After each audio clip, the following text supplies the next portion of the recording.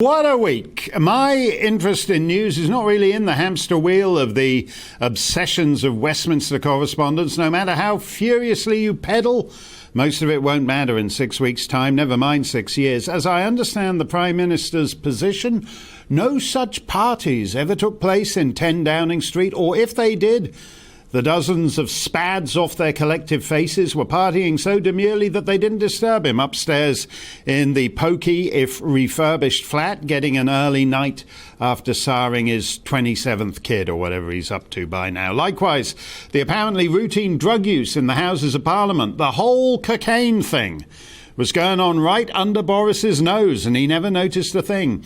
The non-COVID compliant carousing doesn't really matter. We should all be able to do that. What matters is that significant proportions of the Western world are becoming accustomed and accepting of the idea that our rulers are not as us and are not expected to live as we do. They've been telling us this quite openly for almost 2 years now. For example, at the G7 a few months back, you know how it goes? Joe and Boris and Justin and Emmanuel all appear masked up at the press conference, and then barely have the hacks left the room, then they're all backslapping and smooching and doing the full Joe Biden tongue sarnie, as if all the social distance theatre is a complete charade. Here they all are, getting cosy as they raise their... Look at this picture here.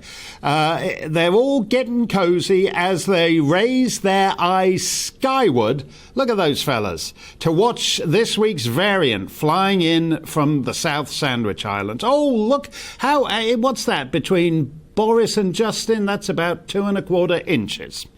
Governments that tell us we can't, quote, snog under the mistletoe are led by serial snoggers. Take a look at this picture. Here's Ursula von der Leyen, the crazy Euro chickie demanding the compulsory vaccination of 500 million of her subjects, moving in up close and personal with Albert Bourla, the head honcho of Pfizer, so that they can give each other mutual booster shots.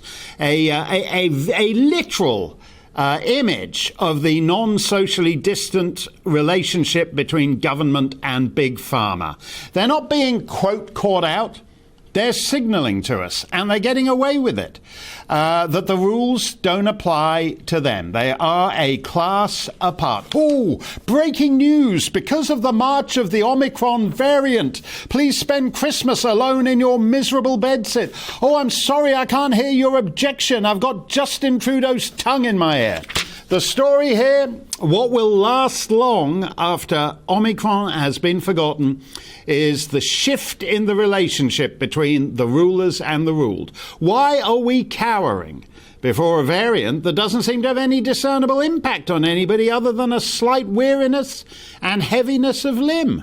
And that could in fact be the variant, or it could simply be boredom, the old ennui with the whole COVID permanent emergency. Well, because as long as we're mired in Vaxistan, we're not talking about anything that matters, like, say, the southern coast of England, whose dissolved border is so entirely free of COVID, anyone can be admitted and fast-tracked into the nearest Holiday Inn.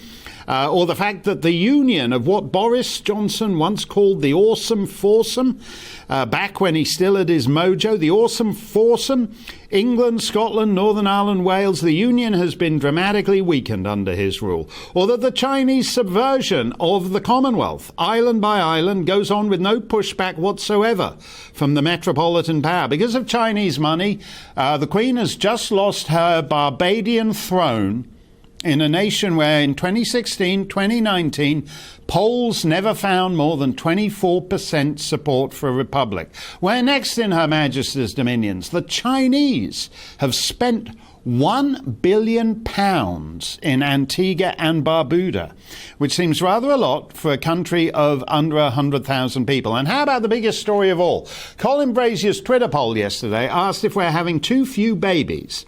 And a third of you said, yes, get busy, but 2/3 said, nah, get a telly. This was in reference to Elon Musk's observations this week on the Western world's demographic death spiral. 15 years ago, I wrote an international bestseller about demography. Do you know how difficult that is? A bestseller about demography? And presidents, prime ministers, even one guy who's now a king, invited me to come in and see them and talk about it. And then nothing happened.